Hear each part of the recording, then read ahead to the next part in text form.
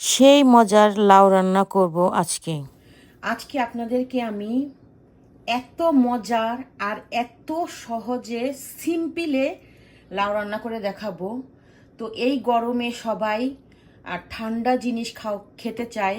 তো আমি ভাবলাম যে এই লাউটা রান্না করলে সবার খুবই পছন্দ হবে। তো সেজন্য আজকে আমি ট্রাই করলাম এই লাউটা রান্না করার জন্য। হ্যালো এভরিওয়ান, আসসালামু আলাইকুম। সবাই কেমন আছেন? নিশ্চয়ই ভালো আছেন। আমিও ভালো আছি আলহামদুলিল্লাহ।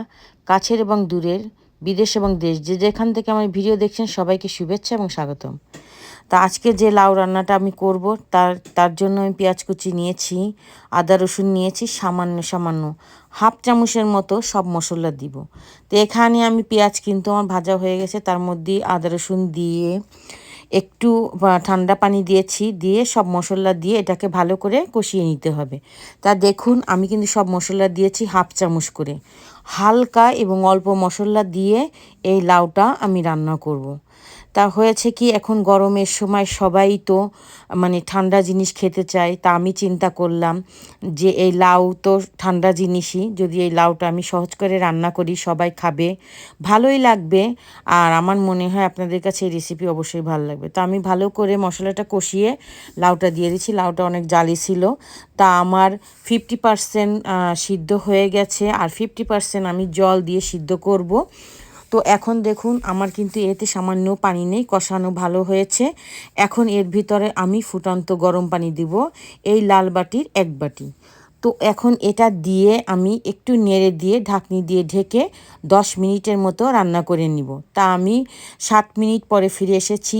আসার পরে যে ডিম দিয়ে আমি রান্না করব, এখানে সেই ডিম দুটো ভেঙে দিব। তা দেখুন এখানে আমি 2টো ডিম দিয়েছি। আমার লাউগুলো ছোট ছিল, 2টো লাউ ছিল, তা আমি 2টো ডিম দিলাম।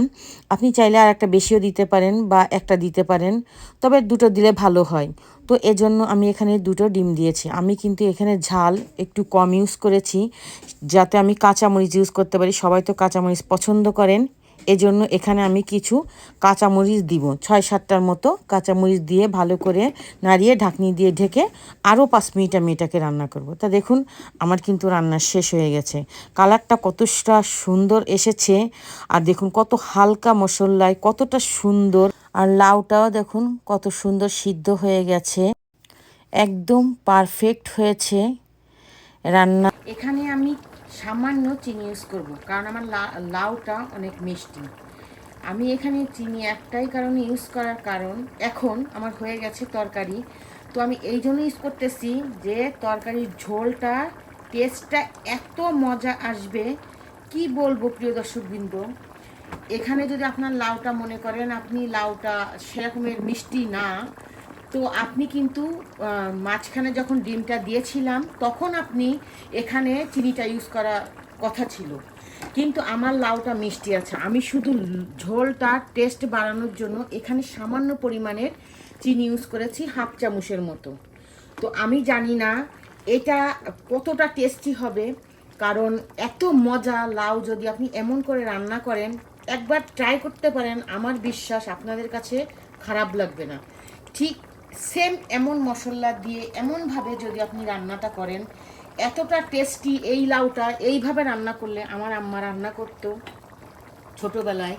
আমি কিন্তু শাকসবজি খেতে একদম পছন্দ করতাম না, তরকারি খেতে আমি সবসময় মাছ মাংসই খেতাম। তো এই লাউটা যখন আমার আম্মু রান্না করতো এইভাবেতে, আমার কাছে এত মজা লাগতো তা কি বলবো।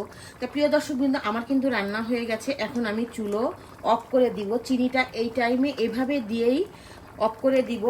এখন তা আমার রান্না শেষ হয়ে গেছে, এখন আমি পরিবেশন করব। আমার একটা ইউটিউব চ্যানেল ছিল, আমি পাসওয়ার্ড ভুলে যাওয়ার কারণে ইউটিউব চ্যানেলটা আমি চালাইতে পারি নাই।